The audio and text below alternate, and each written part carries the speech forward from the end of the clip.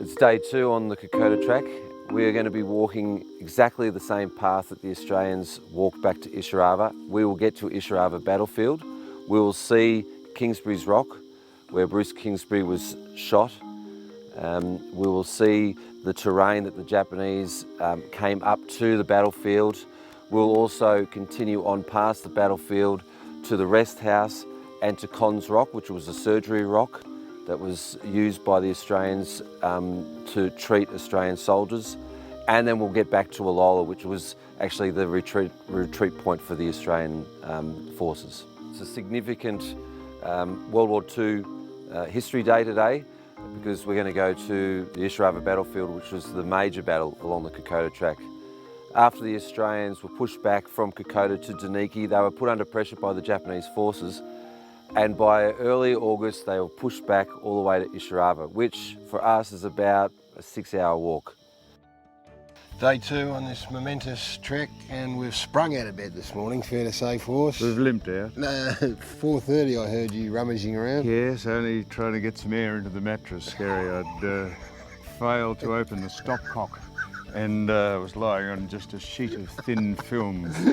Anyhow, it's fantastic. Experiencing just a little of what went on a different generation ago, and watched a film last night about where we're going and the hardships and the endeavours, and we nodded off. Well, I did eventually, Garry, and just wondered what it was all about. The will of these people and the resolve was extraordinary. So they got a lift from, I can't remember which battalion it was that came in. 39th. 114th and the 39th and the 14th. Or... 39th were here and were struggling, and then the 14th came in, and the lift that they got. I hope that's right. But anyway, that's what we're going to have to provide for each other today on this trek, and I'll be helping you out. So if you're going to ask the next question, are we looking forward to this today? We're not. But we are. We're not looking forward to it, but we are, just to experience it, because that's why we're doing it. Couldn't have said it better. The terrain today is quite undulating. There's a couple of really steep ups once we get to a small waterfall in about 2 hours' time. It's straight up to New Isurava. A bit harder than yesterday, but I think everyone's a bit more hardened from yesterday's trek, and we should be right.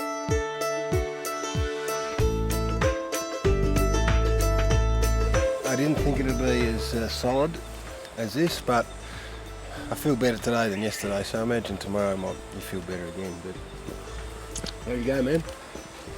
Oh, all right. It's tough. Is it harder than you thought? I don't think it probably is. I tell you what, I'd recommend anyone, if they want to go to grip on their inner self, to have a crack at it. All right, so we're here at Isurava battlefield, and this is the site of 4-day battle between the Japanese and the Australians. The Australians had dug in here on the 26th of August, or up till the 26th of August, and the Japanese were in hot pursuit. They took about a week from Deneki to here. They wanted reinforcements, they wanted to make sure they did it right, because Hori wanted to annihilate the Australians here. At this stage, it's just still only the 39th Militia, and it was in the afternoon of the 26th of August that the 2nd 14th, the AIF came really like for the last stand with the 39th, you know? And they were the ones who really held off the Japanese for 4 days. Says it all: courage, endurance, mateship, sacrifice. Sum up. That's it.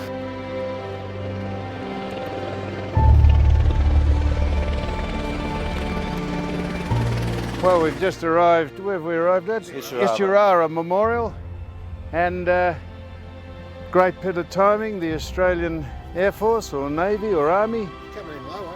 sent one of their helicopters To welcome us. to welcome us. This is extraordinary vision. Get a photo of this. I'm going to take a photo of them while you're taking a photo of us. It's going to land right here.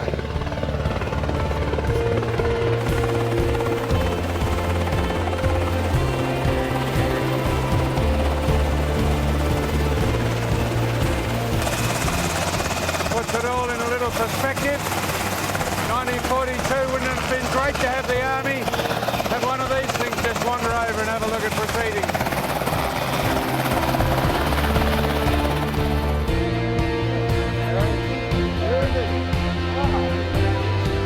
Come on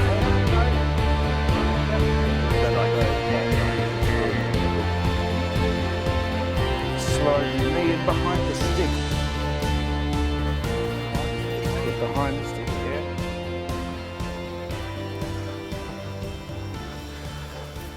I reckon I could fly it too if needs be.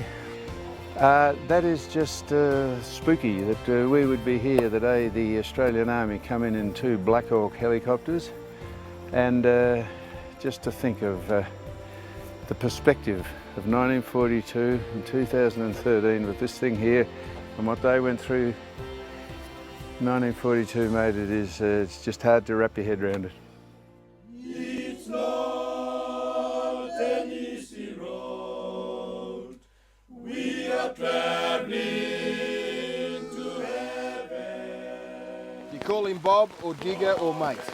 As you look down at the face you knew so well, and the look in his eyes says it's late. You remember your first handshake on a troop train going to war, training in various military camps, Wargrove, Greta, Ingleburn, Bathurst and more. To have tired muscles, to go hungry, thirst, and the pub, the Duke of York, where we had our last beers before leaving Australia's fair shores. A fleeting sad glimpse of his loved ones, you knew that from being his friend, and you know that if you happen to survive this onslaught, they will surely ask you of his life's end. Just 3 minutes ago, he was so full of life, firing his Bren from the hip. The platoon attacking as it had many times before, when all of a sudden, he's hit. A Japanese sniper so deadly, fires from a dark weapon pit, and my best mate falls close to my feet.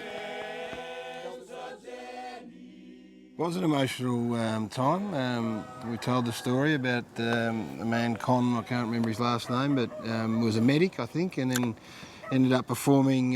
Don't think he was a medic. No, he was an orderly. He was just an orderly. Just an orderly. You're exactly right. So, Charged with removing a wounded soldier or wounded lad's leg on this flat granite, I suppose it was granite. It was rock. Whatever it was, rock. And Pete, our leader here, gave us a poem to read. And Well, Garry read the we poem. stood there, and the rain was coming in sideways, and that was an emotional moment because the story behind it was so significant. And I mean, you can't help but take your mind back when you're standing in front of the rock, but the poem brought it all into perspective. Yeah, and my great friend here, he read the poem out beautifully, and I don't think I'm ashamed to say this, but I actually, at the end of it, just think I had a tear, just imagining just where we were and why we were there, and so it was a great moment.